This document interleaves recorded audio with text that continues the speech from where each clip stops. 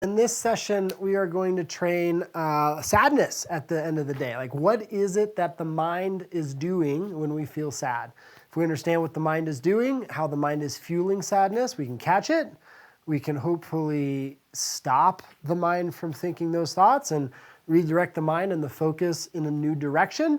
And the byproduct of that will be feeling less sad or eliminating sadness, altogether at some point, potentially. Where it becomes, an exception for sure at the very least, and definitely not the norm as it can become for any of us at times. Like we can all get caught in different loops within the mind that fuel a variety of different emotions if we don't understand how to train this stuff, which you're clearly going to know how because you're watching this this training. And so if you look at what the mind is doing when sadness is present, the mind is focusing on a few key things. As I always say, the mind is focusing on the absence of something when we feel sad. And it can do that in a couple different ways. Like essentially it's focusing on something that we tend to have lost or something we believe we're going to lose in the future. And we're in the experience of that loss by way of focusing on it and putting our attention there. And it can literally be anything. It could be, man, I've lost my athletic ability from when I was younger. I've lost my health. I've lost my vitality. I've lost my youth, right? It could be, I lost money that I used to have, right? I don't have as much as I used to have. It could be I lost a job. It could be I lost someone, 6 months ago or 10 years ago or, 30 years ago. It doesn't matter the length of time that goes by if we're focusing on the loss of somebody and the things that we no longer have. In that way, like it's gonna propagate us feeling sad, and it's gonna keep that sadness alive so long as we're focused on the perception of what we lost. We can also go into the future of what we perceive or anticipate we're gonna lose. Right? I'm gonna lose all the money I made, or I'm not gonna be healthy forever. Like I'm getting older and I'm gonna lose my health. I'm gonna lose my vitality. I'm gonna lose my friendships. I'm gonna lose the people around me. I probably lose my job one day. Right? It's like no matter where it is we are focusing in relationship to our life, if we're focused on the theme of what I'm going to lose or what I have lost, then the byproduct of that is going to be sadness. Now, as I said, we don't have to focus on something that we lost to feel sad. We can actually feel sad just by focusing on the absence of something that we maybe never have had. And so sometimes we can go, man, I've never really known love. And so now I'm feeling sad over something that I never even had. Like I'm creating a fantasy probably about, from like the Disney Channel about what love is. And then I go, oh my God, I've never known love the way other people have known it. But you're only creating this idea. You might have known love exactly as other people have known it. You might have known love in a more profound way than most people have ever known.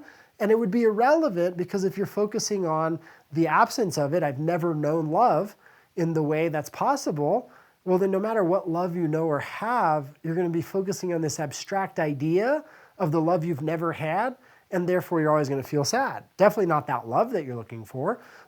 Or we could focus on, man, what would it be like to be a billionaire, right? I'm not a billionaire. I've never had that before. Or I don't have more money. I'd like to be a millionaire. I'd like to make $100,000 a year and I make 50.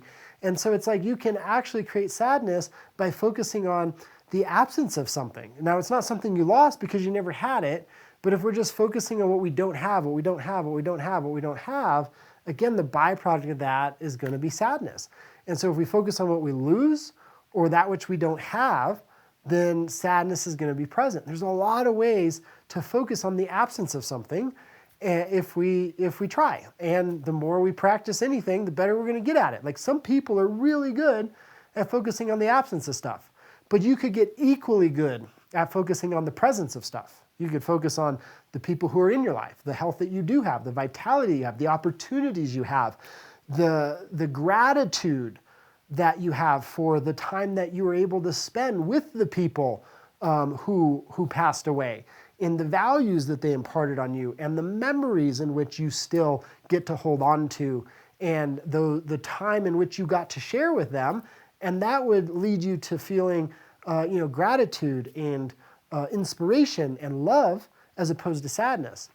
And so we can focus on the same area of life and focus on the presence of something as opposed to the absence of something, or what we're going to attain as opposed to what we're losing or have lost, and it's a game changer.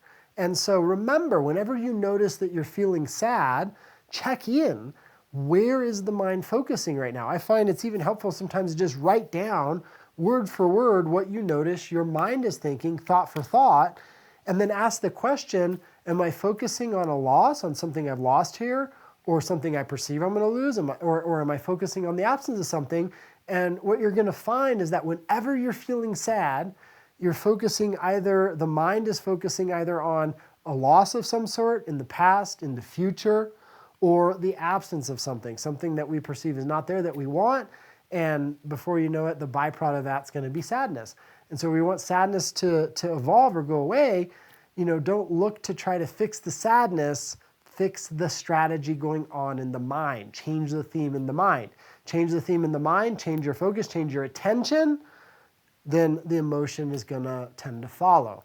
And so play with this over the next few weeks, see how it works for you, see if you notice this correlation that when sadness is present, these themes in the mind are focused on loss or the absence of something, and learn to think about your emotions as more a radar system that's informing where you are at, as opposed to informing you about what to do.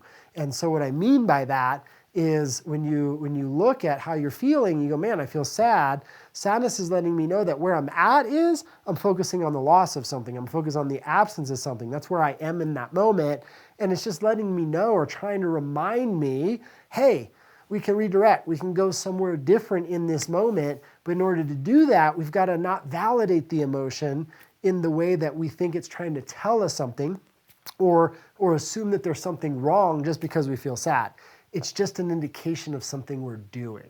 Think of emotions more and more as just indications of where we are and something we're doing, as opposed to an authority to determine or inform about what's going on in our life or for ourselves. All right? So hopefully that was helpful. Enjoy, and we'll see you next time.